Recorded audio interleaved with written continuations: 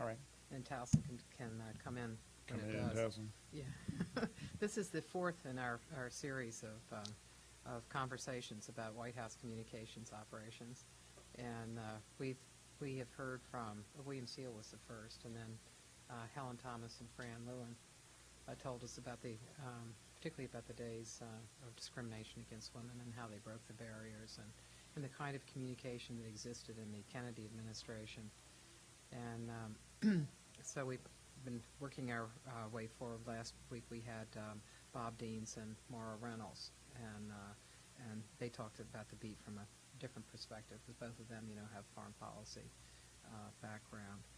And so you're our first live person who's worked in the White House. And I think a good point for us to begin is that Helen, when she was here, described you as the gold standard for press secretaries. Oh, I thought we had successfully bronzed James Haggerty with that category. Well, the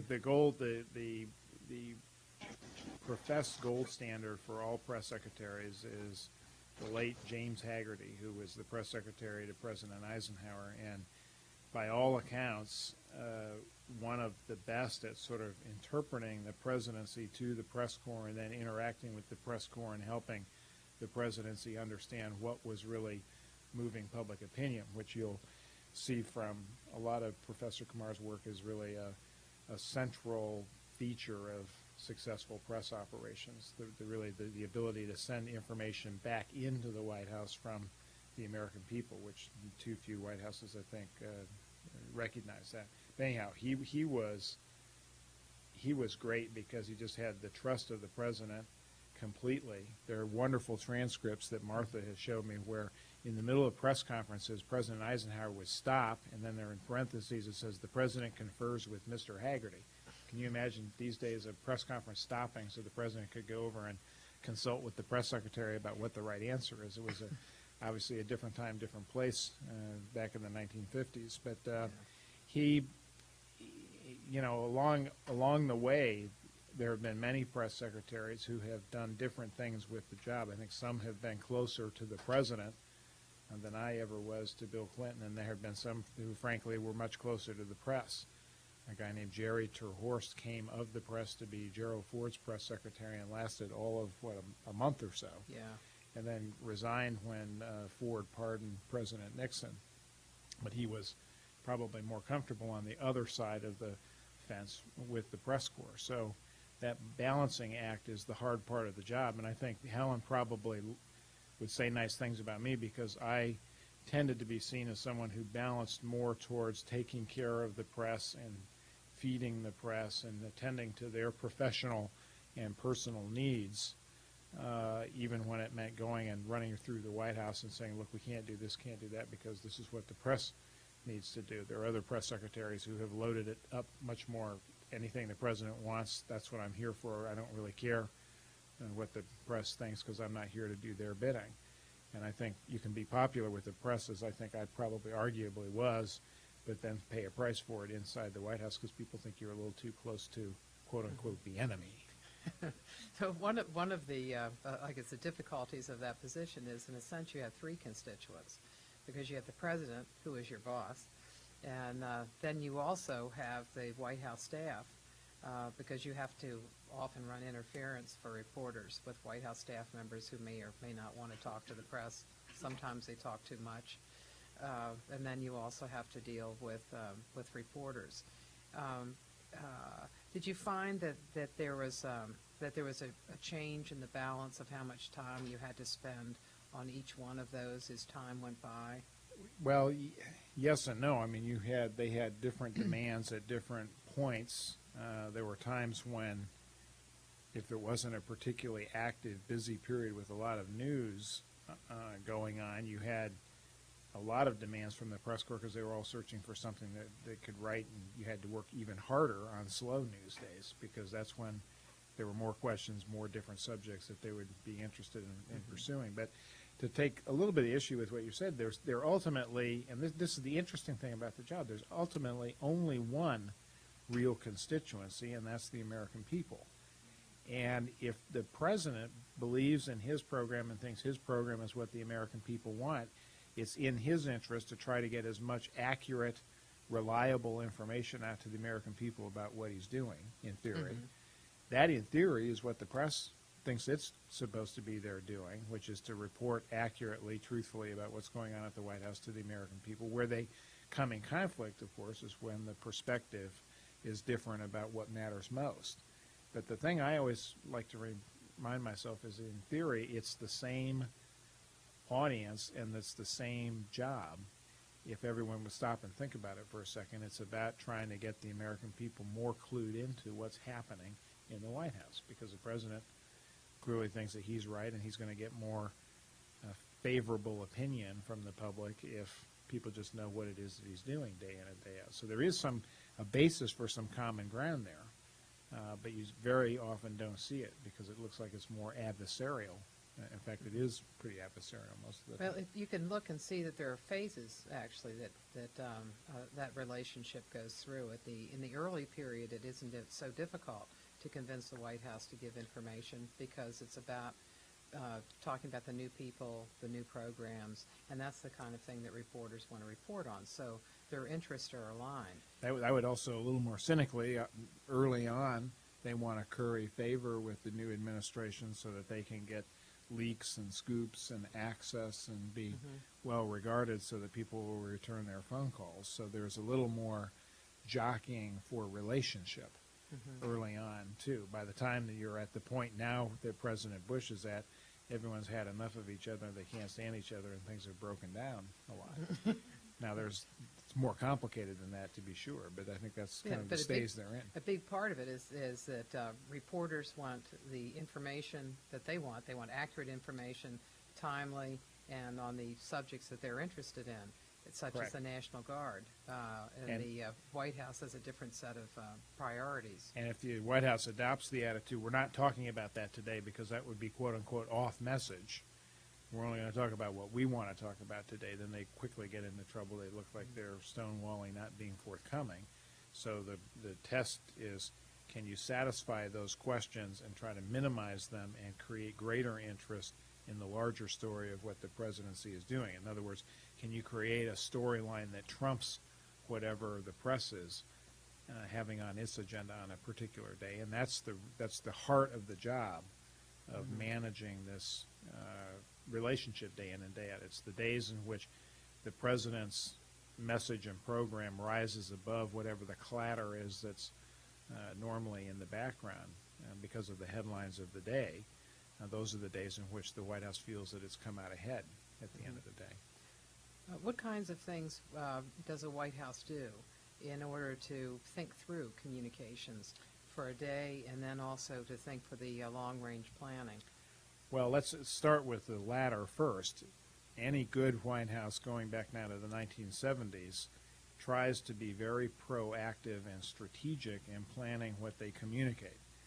Because without any kind of plan or any kind of intentional process of defining the storyline day in and day out, things, whatever the headline of the day is, will take up all the time and occupy all the ink and the airwaves.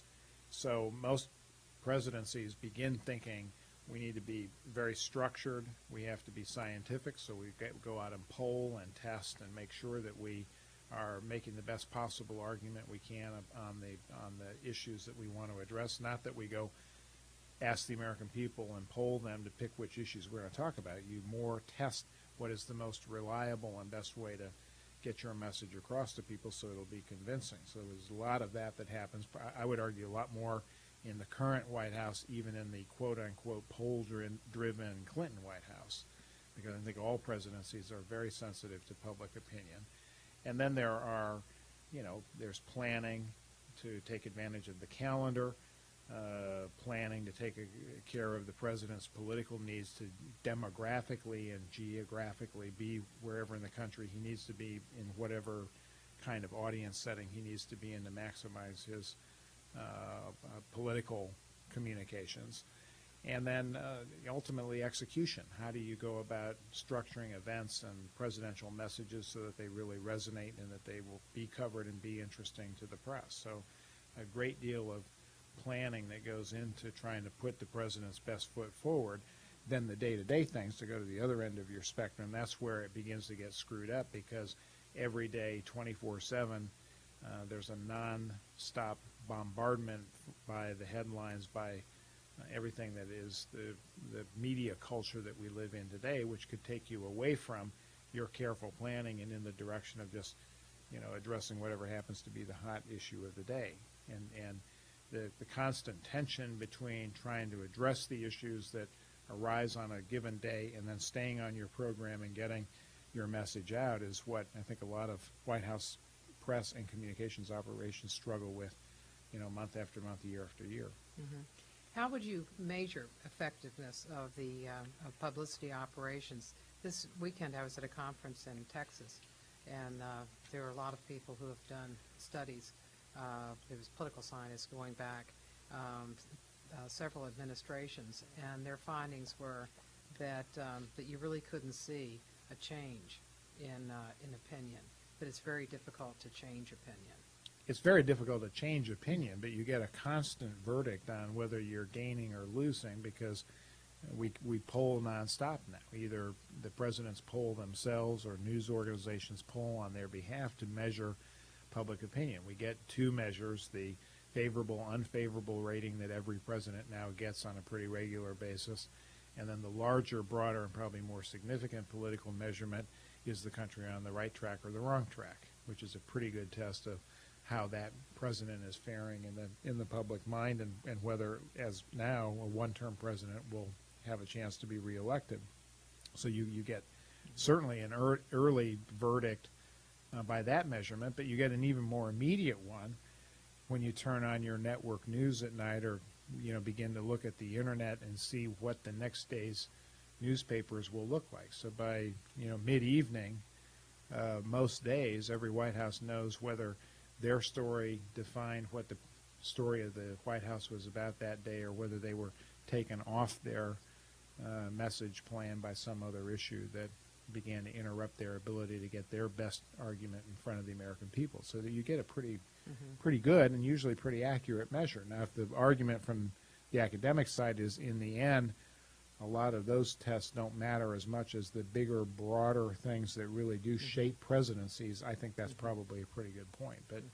But the White House, the interesting thing is White Houses structure themselves and operate to try to impact those two barometers that are almost daily, the public opinion polls and then the nature of the press coverage, favorable or unfavorable. What are the basic ways that they try to do that?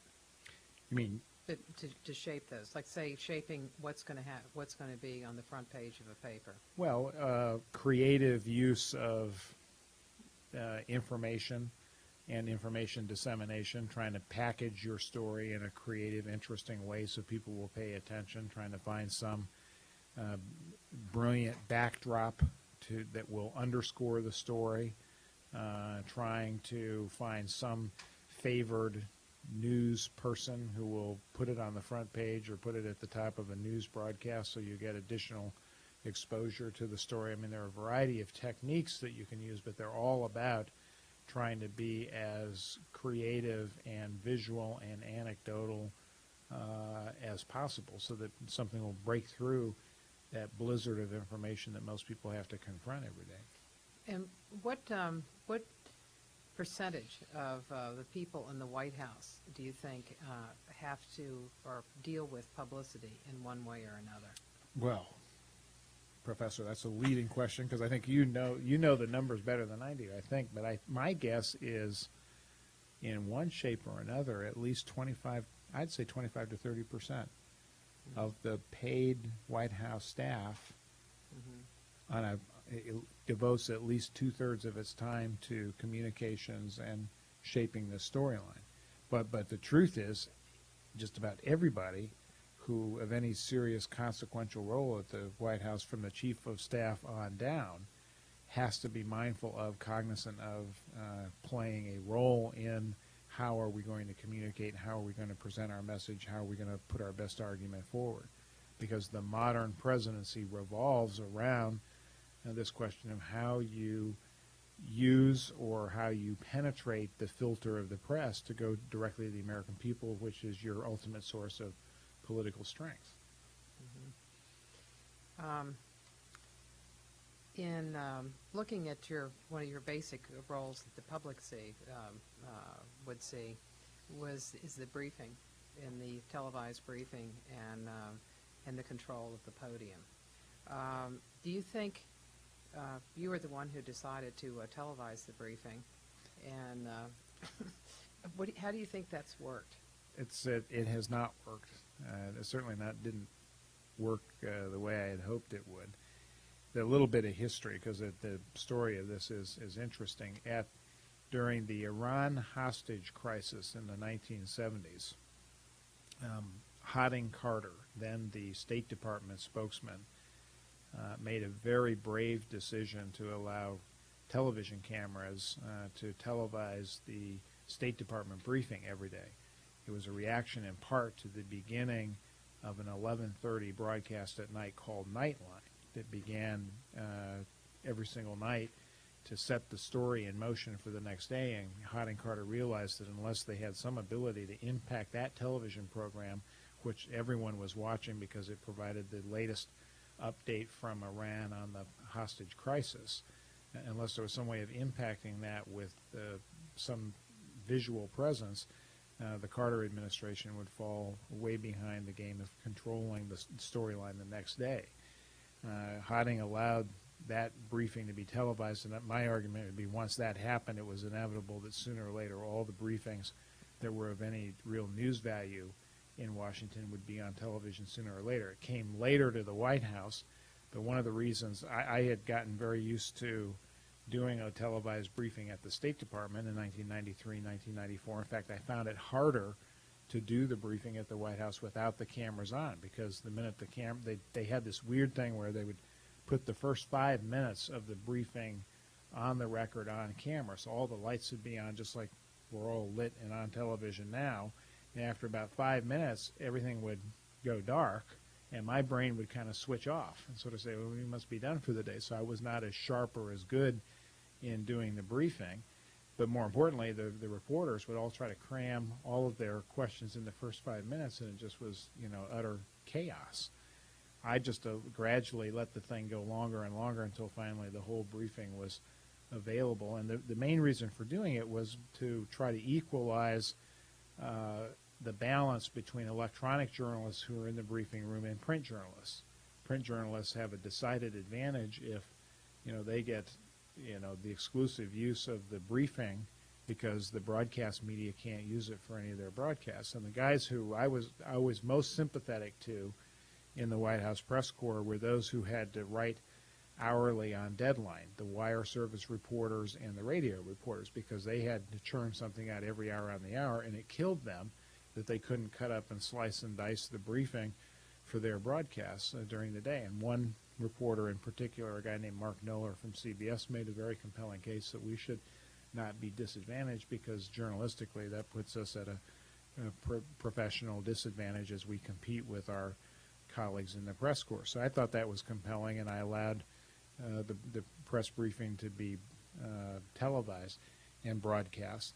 If I had gone back and did it over again, I think I would have imposed a rule, which is that you couldn't transmit that briefing live. Because I think what happened is once we went to live briefings on CNN and MSNBC and Fox and all the other cable channels that are out there, it became less useful as a way to convey information, became more of a theater in which the press secretary would go out and do battle with the correspondents every day, and the correspondents would show off, and the press secretary would demonstrate fortitude by standing there and playing the role of piñata, being whacked at by the reporters.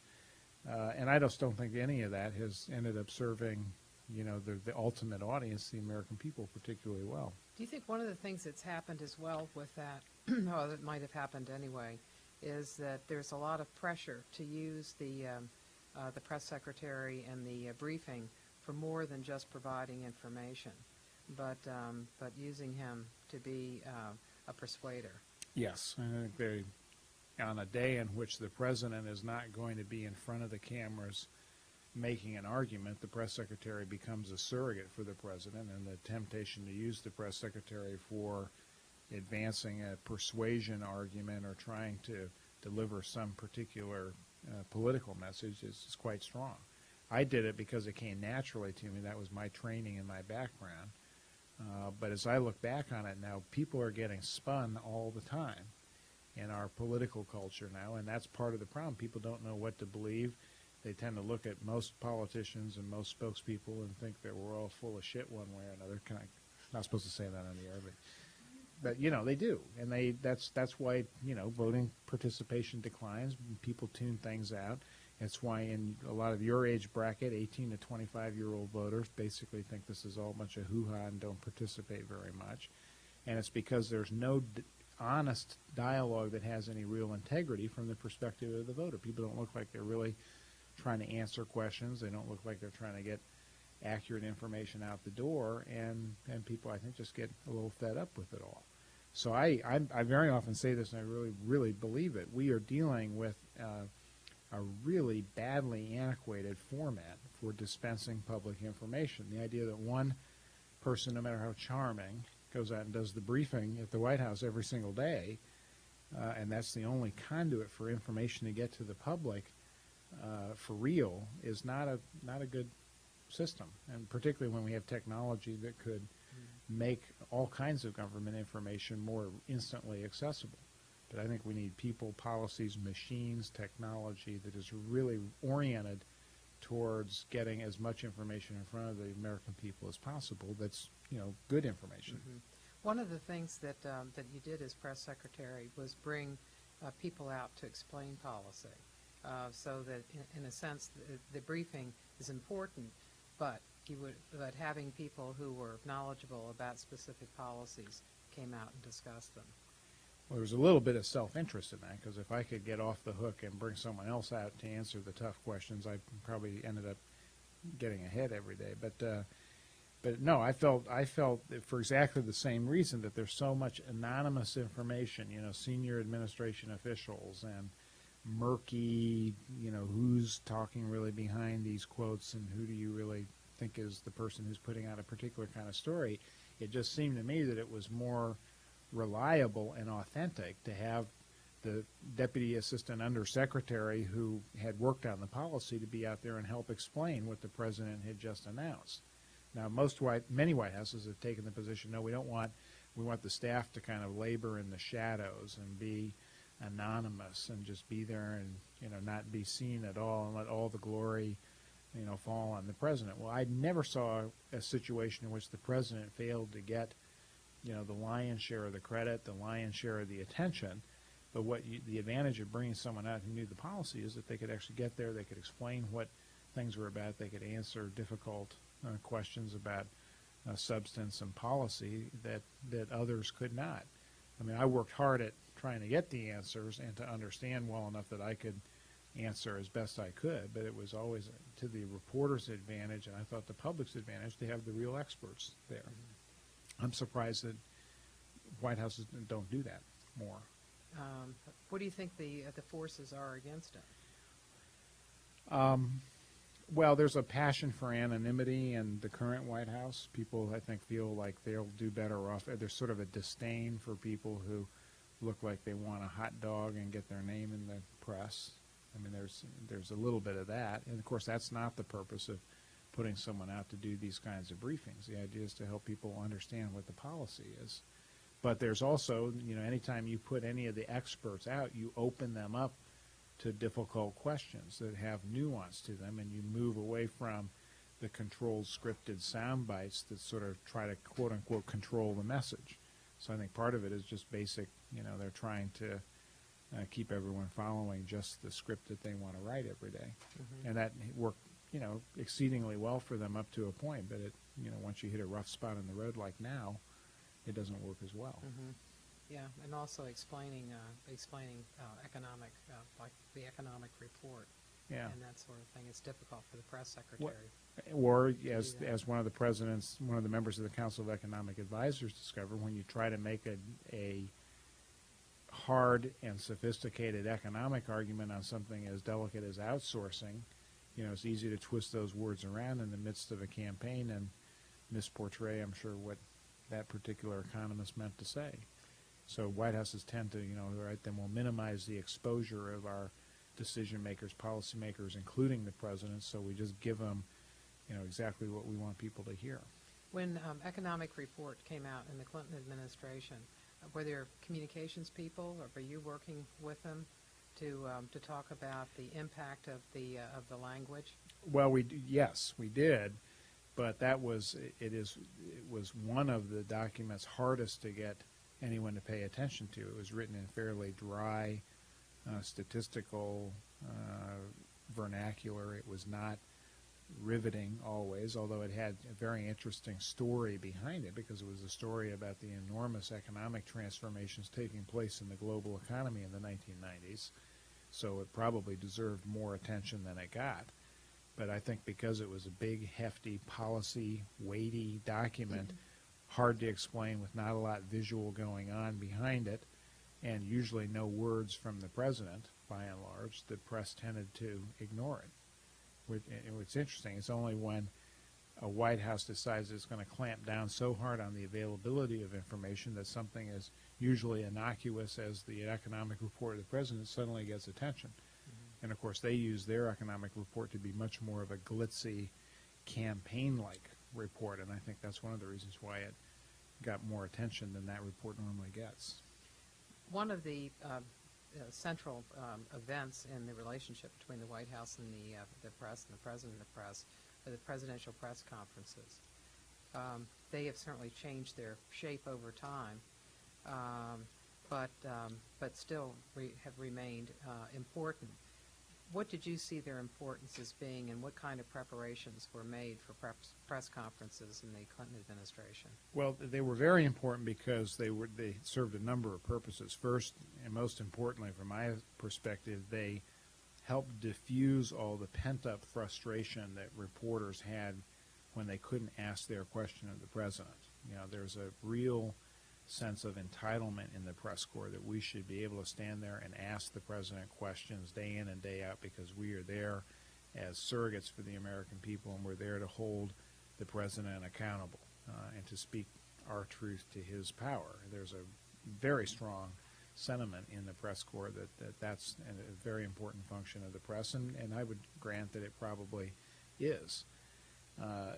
So just having the ability from time to time to have the president available, take all the questions that are in the room, it then, took a little bit of the pressure off to, everyone could relax a bit and go back to a more normal routine.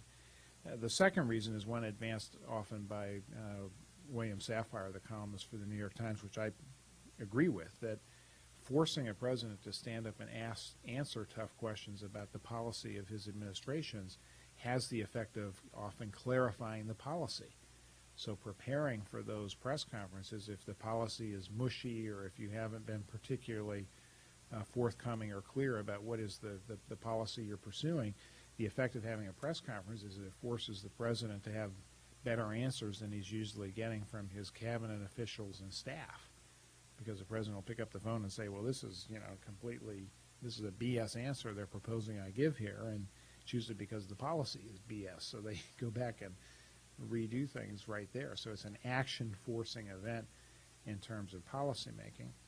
And then lastly, I just think it is since we don't have question time like they do in the British Parliament, it really is an essential ingredient of our system, of our democratic system. It is the time, only time in between elections in which the president must stand up and account for himself in some fashion.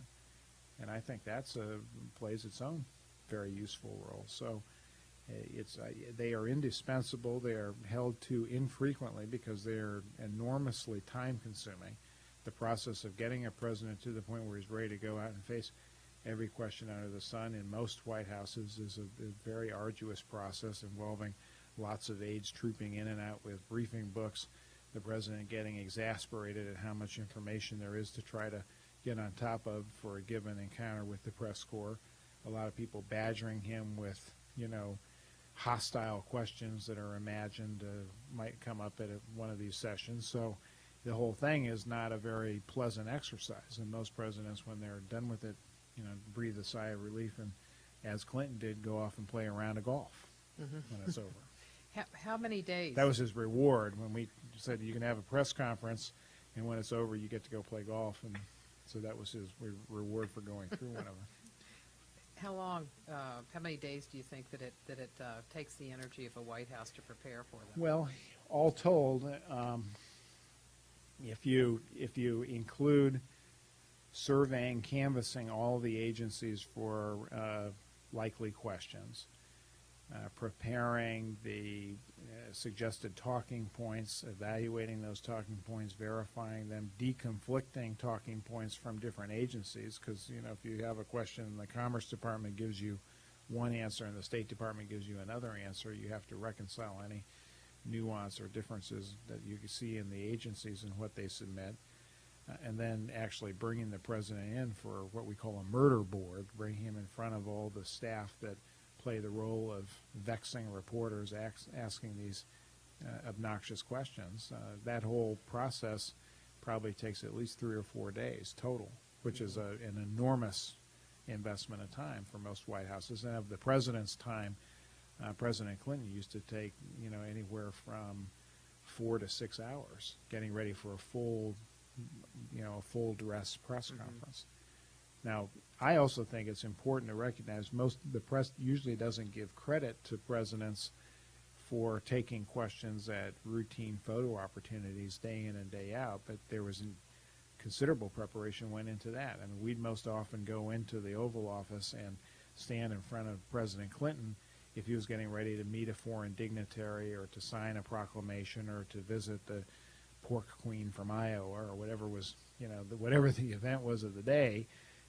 We'd go in and say, okay, as soon as the event is over, the press is going to ask you the following 3 questions. And then we kind of talk about what the likely answer might be. I think those kinds of informal, sporadic encounters are very important because they often generate news. They are part of the method by which the White House manages the story day in and day out, and they also serve the function of holding the president accountable on a more regular basis than a once a month, once every 2 months press conference.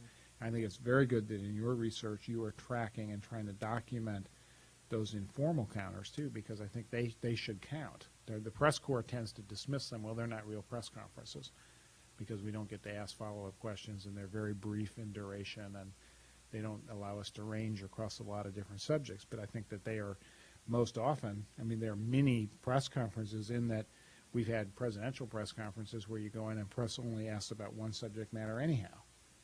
So having these little mini encounters, I think, are a very valid test of what the president is trying to communicate. Yeah, and you look at the growth of them. In the Eisenhower administration, the president had 193 press conferences, and Clinton coincidentally had 193 press conferences.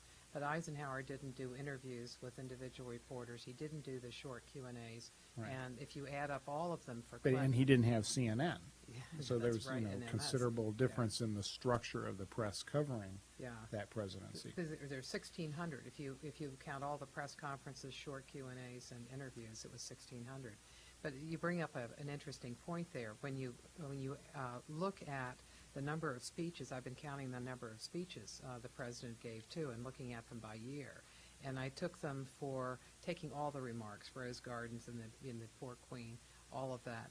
And if you add up those, you find that it's about 400 a year before MS and Fox come on in '96. And then when they come on, then you go up to about 600. So one of the things it looks like you've been able to do is increase the number of opportunities that the president is going to get out there every day, and then start reducing, because at the same time the number of Q&As was reduced. Inside the White House, what was the feeling when Fox and MS came on? Well, Fox became a significant factor after my departure. I left at the end of 1998, and so they really had not emerged as the force that they are now, but that's also, I think, partly political, because they became more a news medium of choice for the more conservative right of the political spectrum. We did have an MSNBC, but there was really, most of the time we were there, CNN was dominant and carried much more of our day-by-day flow of information, and to the detriment of the effort to try to be coherent in discussing policy, because you would be trying to really think through how you were going to address a crisis or an issue or a program or a policy, and look up and there would be Wolf Blitzer, based on God knows who he had talked to, beginning to shape the story that you were still trying to think through. And it had the effect of accelerating and then compressing the time available to actually get on top of news. And I would argue we've done some significant damage to our political system by letting things run out of control sometimes. That news does not flow as fast as 24/7 all news cable broadcasts think it does, because not everything is as instantly available and accessible as live reporting nonstop from the White House lawn would make it seem.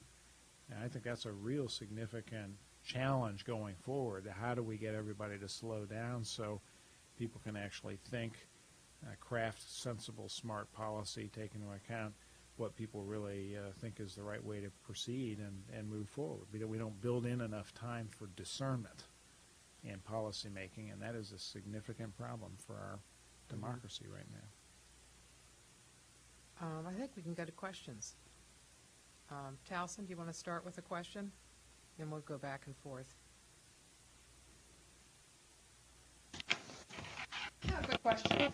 You someone described this ideal relationship between the White House and the press by saying the White House will use these opportunities to explain the policies and what they're all about. I was wondering how realistic is that when you at the same time describe different techniques used to shape the news and create, creative use of information techniques, and how can they be used to justify the existing policies. And knowing that the public is aware of this, how much these press conferences are source of information rather than just theater, how we describe it. Well, it's a good question. You're, just so you know, Towson, you're breaking up a little bit, so it's a little hard to get every aspect of your question, but let me try to answer the two-thirds of the question we actually heard here and see if I get it close to right. It's true that a lot of these press conferences become theater. They become part of the art form of the presidency in motion. They're not about the simple task of keeping people well informed about what's going on in Washington at the White House and with the presidency. That's always been true. Every president has been conscious of how his presentation will impact public opinion one way or another. I think you see that all the time. But there needs to be a healthy balance there. Sometimes people are just struggling to understand the policy. Sometimes people are just struggling to understand how a president thinks about or would address a controversial subject. And not everything is as intensely political as the press makes it out to be, and nor should everything be as political or kind of calculated the way a lot of White Houses calculate. So how your question was, how much is it sort of theater and presentation versus how much is it really keeping people informed? The answer is probably way too much presentation style, spin, argumentation, politics than just simple clarity and information. But one way to address that is to make the president more available when he's really imparting real news, and less orchestration of events, and then on the part of the press, less attitude, less cynicism, less, putting their own presentation and style in front of the question, which you see a lot of so-called journalists do. Mm-hmm. From here. Yeah, you have to use the microphone so they can hear. My question is somewhat personal, coming from a press spokesperson point of view. When the press asks you a question about a policy that's currently being formulated or something which your message doesn't permit you to speak about, what type of ethical principles do you oversee or do you encounter in what many consider the politics of distraction? Well, you need to, sometimes something's not fully baked, and you just have to divert attention or distract people or, create some kind of sideshow because you're not ready to pronounce yourself on the subject at hand. That's one of the classic roles the press secretary plays, I think. But I was asked by Helen Thomas, who you all had a chance to encounter one time, if you could ever lie, or were there circumstances that you could ever lie in answering a question as a press secretary. And my judgment, the answer is no, you can't, but sometimes you have to tell the truth slowly. I said in response to her, and what I meant by that, I got in trouble for saying that. Got in trouble for saying a lot of things, but I meant that sometimes you're not really fully ready to take a question on and give a full answer. So you have to sort of bob and weave and steer and say we're not quite ready to address that. And I generally tried to make sure the press at least was aimed in the right direction, even when I couldn't necessarily confirm something or say something on the record. We'd sort of wink and nod and, play a little game so that they all knew what the story was, even if you couldn't say it point blank. This was, by the way, especially true in foreign policy because protocol and diplomacy requires that governments talk to each other in a very highly stylized way, invented mostly by the French, which is why it's so screwed up. But you have to, in order to engage diplomatically, there's a proper channel for communication. So even though everybody knows the president's going to go have a meeting with the head of state next week, until it's formally, communicated in the proper diplomatic channels, it would be a breach of protocol to stand up and say so. So we were very often saying, the press mostly cares about their own, creature comfort. So they're trying to figure out, are we going to go to Paris next week, yes or no, which is a pretty simple question. And usually if the answer is yes, then you can't say so yet. You have to kind of like wink and nod and let everyone know without uttering the words. So there's a lot of that there's a lot of that just goes with the job because of the nature of the job. Towson? Yeah, Eva talked a lot about polling earlier and the importance of finding out the favor and if people think the administration's on the right track and the wrong track. But I was wondering if you feel that polling might go overboard sometimes, especially around elections when polls can greatly affect which candidates the average person is going to vote for. Absolutely, it goes overboard, and it goes overboard regardless of whether the president is Republican or Democrat or it's I'll say this in defense of President Bush. I guess it'd be a rare opportunity for me. Not every president is as consumed and looking at the polls all the time, nor is every decision governed by any one single element. The information you get from polling is just one of many indicators that lets you try to figure out what the right policy should be. Sometimes personal conviction has a lot to do with it. It's hard for me to really figure out what President Bush is attempting to do with his current, with the recent decision to articulate a need for a constitutional amendment on gay marriage or to protect the institution of marriage. But clearly behind that is some sense of what the polling tells him his core base element thinks. Some of it is just the raw reality that he's got a lot of people he's going to depend on in the coming year that he needs to keep very excited and energetic.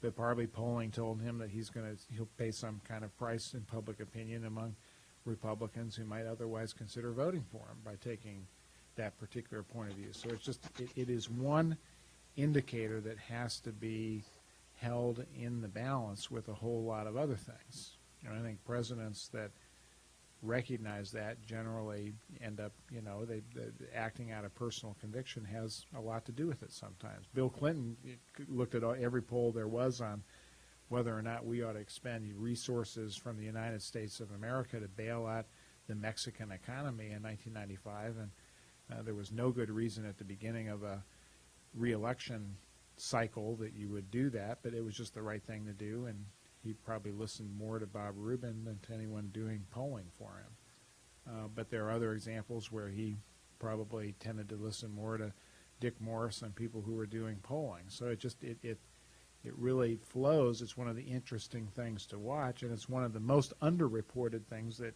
White House press coverage gets us, because the White House reporter tends to see everything through the political lens and doesn't recognize all the other sources of influence that might impact the president's thinking.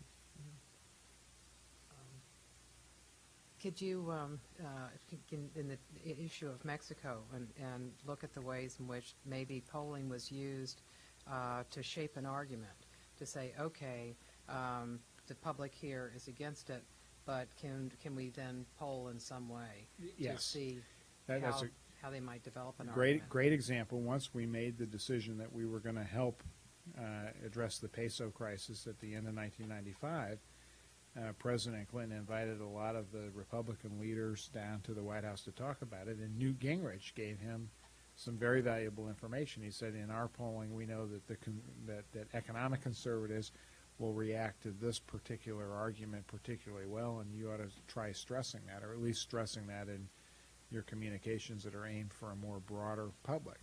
So, and that was helpful, because it was really, how do you best articulate the argument? I can't remember the specifics of Gingrich's recommendation, but they were it was good, and it was right on point, and it was, how do you talk to conservative audiences in a way that they will buy into this more so than your traditional liberal friends on the Democratic side. How is polling information disseminated in a White House? In the Clinton White House, it was the polling that we did ourselves by our pollster was digested at a weekly meeting that the president had in his residence with maybe 15 or 20 of the top political people in the administration, from the campaign folks to the DNC folks to some of the more political of the staff and the cabinet members. And that was all disseminated there, and then we turned it in at the end, and that's pretty much how we looked at it. Now, it was not that dissimilar from what you could go pick up from any other entity that was polling. News organizations tend to ask very close to the same questions that presidential pollsters ask. If the only difference is presidential pollsters tend to ask more questions that are what we would call message testing. They're questions that kind of read someone like this. Some people say this, other people say that, which is more close to your own point of view. So you try to get some measurement of how people hear arguments and how they respond to different arguments. That tends to be the more valuable kind of presidential polling. Is there a feeling that it's very difficult to break through just the general clutter that is on television, and that people aren't so interested in politics, and so that you have to be able to figure out how to develop an argument that's going to resonate with them in some way, that they'll stop and they'll listen? Yeah, absolutely. I mean, you think you have to always constantly in search of different kinds of audiences. Like we know, with some people who are most interested in what a president has to say are going to be really, more opinion makers, or what we call opinion elites. They're going to be higher up the food chain when it comes to how they influence other communities, and reaching those people is different from just reaching average citizens. Average citizens become more important the closer you get to an election, when they actually might be motivated to go out and vote. But then, even then, in a presidential election, you're only talking about half of those who are eligible to go vote, because they're only half are probably in the end going to go vote. Then there are other times when you really need to try to shake things up and really reach a whole different universe of people, and that's when you try more creative things. We once tried, I use this example a lot, tried to, in order to build interest in policies on global warming, this was in making the case for signing the Kyoto Treaty on global warming, we brought weather forecasters to the White House and let them do their weather forecast at the 11 o'clock news from the front lawn of the White House, because that was a different way. Everybody watches the news, irrespective of whether they're a political junkie or not. Everyone watches the weather. So you try to find different and interesting ways to engage different audiences at different times. But the truth is, most presidential communications are not aimed at the entire country. They're aimed at different segments of the total population. A question here? Here.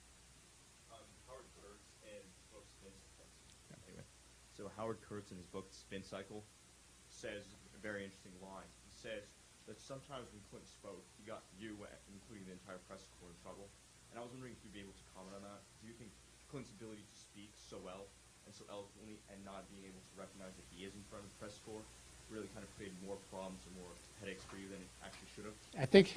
I think you're referring to he would go off sometimes on these incredible riffs, particularly late at night.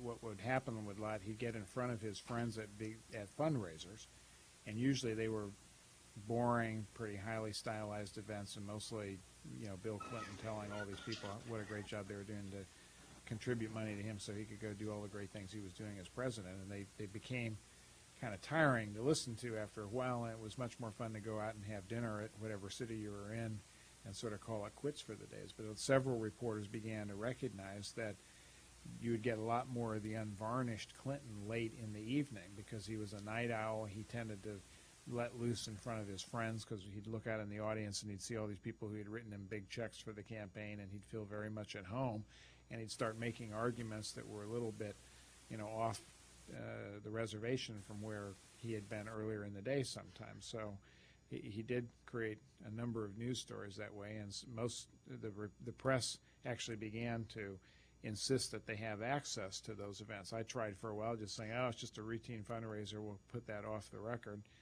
And they said no, because they knew that Clinton would be more inclined to say something interesting, so they'd insist on having it open for coverage. And then for whatever crazy reason, I used to cave into that. I'd live in fear that the press might, retaliate somehow. And clearly I didn't understand the R.E. Fleischer School of Press Relations, which is just, you treat the press like caged animals and feed them one morsel per day and, deny them their diet if they misbehave. That was the correct way to handle things. But don't you think that that school has a built-in problem with it, in that if they don't believe you, if they don't know, have a good sense of you, that at the margins they're not going to believe your version of events if all that they've gotten is we're not going to tell you. That's true. If you have tried to cage them up and basically manage them all the time, then when you really need them to open their eyes and really try to look and see what the truth is, they're going to be much more cynical. And that's what's happened now. I mean, no matter how hard they try on the National Guard thing, they can't put that to rest because there's just so much animosity built up in the press corps. Now I am guessing at that, I have to confess. I think you're pretty close to some of the people who are there, and wouldn't you say that some of it is the built-up enmity that develops over time when you feel when you're treated like a animal in the zoo? Right. So that's actually what I was thinking of, because there was a story that lasted a week. Yeah. And in many ways it didn't need to. If the White House could have said, look, we're going to give you these documents as soon as we get them, and we'll give them all to you.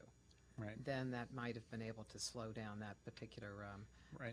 Cycle. But that would have required some goodwill from the press corps, thinking, okay, these guys they're good to their word, they'll give it to us when they get it all together. And of course, most of the press corps thinks they're just trying to wait us out and see if this thing will go away, and that they weren't going to let up as a result of it. And there's not much of a history of releasing large amounts of information, although in the State of the Union, the 16 words in the State of the Union from 2003, that ultimately they had to release that information as well. But there was a long, torturous process before. Even before that. Yes. That's correct. Yeah. Okay, But the rules have certainly, I mean, for me, it certainly seems that the rules have changed in the current White House, and they're much more forgiving and far less insistent on those full disclosures. I mean, Clinton, I think partly because there was a perception in the press corps that Bill Clinton was a walking scandal waiting to happen, and that he would, there'd be sooner or later something that would come out there, that they held him more accountable than they hold the current White House when it comes to divulging information, preparing, giving full records. I mean, the good example of that is the Cheney task force on the energy bill. I don't know. I mean, the howling and protesting and subpoenas and special counsels and, panels of inquisition that would have existed if we had tried to stiff-arm legitimate inquiries on, say, something like Mrs. Clinton's healthcare task force. If they had tried to, try to adopt the same attitude, no, well, you're not entitled to that, and it's all privilege protected, we're not going to divulge it, we're going to go to court. I mean, you would have heard, incredible Well, you did have some of screams. that over that particular Yes, task over that, force. exactly. Yeah. I mean, compared, and that's why I think these guys have gotten off relatively lightly. And you've heard me say before, I think part of that is because we suddenly saw the President of the United States in a new light, much more sobering and painful after September 11th. And that, that the stakes changed a little bit for the presidency and how we regarded them. So I think that bought George Bush, anyhow, a different tonal quality for a lot of the coverage for quite some time. I think things have probably reverted much more to the way they were by now, but certainly for the end of, right after the attack in 2001 and then most of 2002-03, I think the president benefited from a sense that, look, we can't really go after the president because we're at war. He's got to protect us. He's responsible for our safety, and God knows we better trust that he's doing the best job he can do. Towson? Yes. I heard earlier that you said you were in a constant struggle to engage the audience, and it just kind of reminded me of the phenomenon of reality TV that's going on right now and how popular it is. I was wondering if you think any of these elements of reality TV could be added to the press briefings to spice them up a little bit, put them in a desert island or, revealing think clothing. Maybe go the other direction, have, CJ come in and actually do the briefing. Or, I know some of you noticed that Mrs. Clinton sent a letter protesting the proposed closing of Fort Drum to President Bartlett. So that's kind of art imitating life, imitating art, or something like that. Here's an interesting hypothetical, and it's very much reality TV run amok.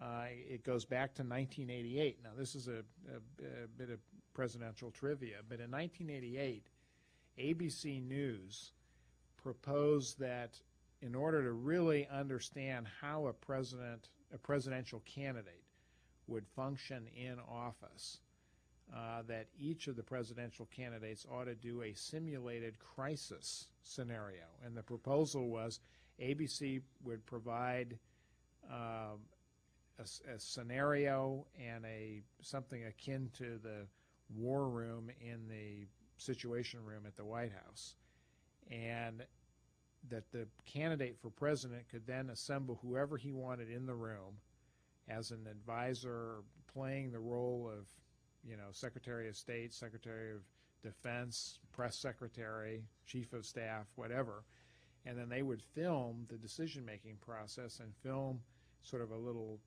war game in which you could actually see the president in a moment of crisis functioning and making decisions. And of course, no campaign in its right mind would agree to do such a thing.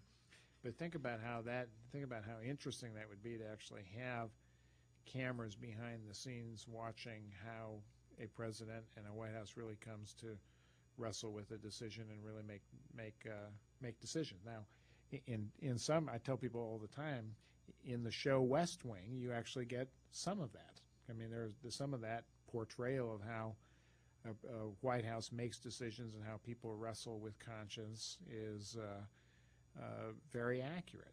Although I always joke, I say, not even in Bill Clinton's White House do that many people wander around aimlessly in the halls all the time.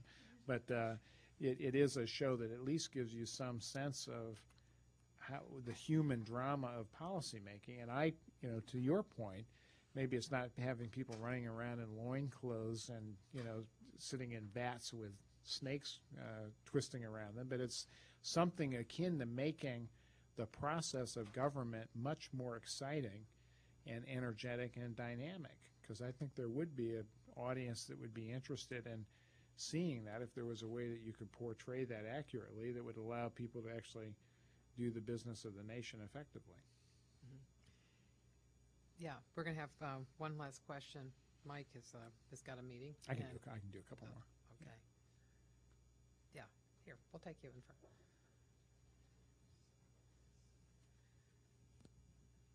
Hi, I was just wondering if you could maybe comment on the way your predecessor handled the press and compare that to the way that Ari Fleischer and Scott McClellan have handled the press for the Bush White House, and maybe comment about the amount of information that comes from the White House for the journalists currently covering the White House.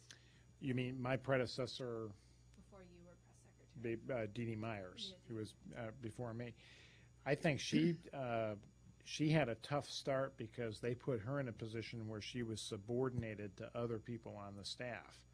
Remember, she had the title press secretary, but in effect, in the early part of the Clinton presidency, George Stephanopoulos was the person who came out to do the briefing every day, and that ended up being a total disaster. Now, interestingly, it's not because George was a disaster. He was a very knowledgeable guy, was very close to Clinton, had complete access, so he was, in some respects, everything the press could want in a briefer. But because he was a participant in the policy-making process, it was hard for him to go out and brief on what certain decisions were going to be or looked like or how they had been arrived at when he was a very direct participant in the process himself. There's almost, I personally think that the press secretary has to almost affect a fly-on-the-wall posture in order to kind of watch it all and then be able to report reliably on how a certain decision was taken. But that's only if assuming, as we did in the Clinton White House, that you really do want to shed light on decisions, that you want to talk about process, that you want to try to open up the policymaking process itself to scrutiny. There's a converse theory, which is how I think Ari and Scott McClellan have briefed the press now, which is we're not going to do that except in rare circumstances. We're not going to talk about process. We're not going to talk about inside baseball. We're just going to put the president out there to make his announcement, and everybody's going to fall in line and toe the line and reinforce what the president has to say. Now, there's a part of me that says that is more effective and more presidential and helps the president keep control of the dialogue and advance his program. And so what they're doing is, smart in some respects. On the other hand, if you think of this watchdog role that the Fourth Estate plays, where they really do have to stand in for all of you, for the American people, and holding the president and the White House accountable, that's not a good, method or MO for keeping the press informed, because you don't, at the end of the day, then have any reliable, credible way for people to feel confident and trust the decisions that their policymakers are making. So I think there's a real contrast. Now, there are a bunch of differences between the way Democrats and Republicans view and regard the press. The Republicans have always considered them the enemy, always considered them liberally biased, up to no good, just there to thwart the good and the right and the true. So they don't pretend otherwise, and they don't pretend to like them. Democrats who, for some crazy reason, sort of think that the press is on their side, with absolutely no evidence that that is the case. If there was a liberal bias in the press, I sure as hell wish it had showed up when I was at the White House, because Bill Clinton didn't benefit from it, to be sure. So I think that, but our culture, our political culture as a party, is to be more cooperative and work with the press and try to get them on our side and try to enlist them in the great noble causes for which we pursue. So we tend to hang out more with reporters. We go off to the bar with them at the end of the day. We fraternize much more than the current White House and the Republicans do with their press corps. And it leads to a much different style and a much different method of keeping the press plugged in. It's very, very interesting, and I think it has a lot to do with just the chemical differences between a Democrat and a Republican at the very core of their being. Yeah, I'd say Scary thought. that reporters and Democratic White Houses, people tend to be from the same gene pool, and they've had mainly the same kinds of experiences. That's true, and that is, by the way, a shortcoming of the press, that there are plenty of Ivy League graduates and people from socioeconomic backgrounds on the upper end, but very few people from walks of life that are presumably consistent with the large audience that those people are trying to reach. And that's a real problem. In Democratic White House, far less likely that you find people who are comfortable around guns and uniforms. That's because that's just the nature of the culture, and we pay a huge price for that. I think we'll take one last question from here, since there have been more hands up here. Yeah. Unless there's a burning question in Towson Yeah. that someone wants to ask. Otherwise, we'll make this. Considering, like, Edwards and or Edward, is it Edwards or Edward, and Chomsky and their ideas of flak, and then something like Begdikian, where he talks about the control of the. Whoa, you're way beyond me. All right. Give me a footnote on each of those, because I didn't do the reading for the class, I confess. All right, so I'm writing a paper on this right now. So So it's all in your head right now. Yeah, and I work for Ken Johnson, so I'm definitely like in the place right now where I'm thinking about all this stuff. So I'm Yeah, very curious.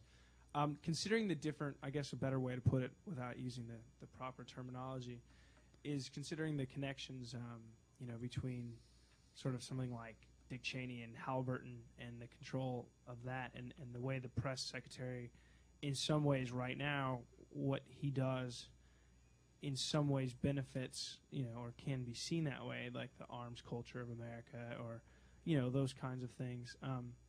How would you respond to the idea that maybe, given the percentage of the press secretary's job as a flak person, or someone, as he said, to put out diversions, that it's kind of unethical, like that initially it was a good idea because it gave the press, a sort of source to the president. But at this point, it seems more of like a kind of barrier. And Well, that's real not- quick, the other thing you talked about earlier was the idea of, in Britain, the kind of way the prime minister is put on stage once a week. And I just was wondering if you could comment on the ethics of being a press secretary. Well, it's not. I don't think it's unethical for a press secretary to help advance the political program of the president. I mean, that's one part of the job. But it is also, I believe, part of the job to answer legitimate questions that arise from the press corps, try to help people get information, try to get access to documents that they need, try to, open some of that vast public record that's out there that our government produces every day. I mean, if there's any real problem right now, it's that too much focus concentrates on the White House and not enough on all the workings of government and all the other issues that our government addresses day in and day out. Now, I don't believe that press secretaries sit there and figure out how to advance venal, corrupt purposes of, the military-industrial complex day in and day out. And I don't think people in the White House are figuring out how to steer contracts to Halliburton. That's kind of left-wing conspiracy theory.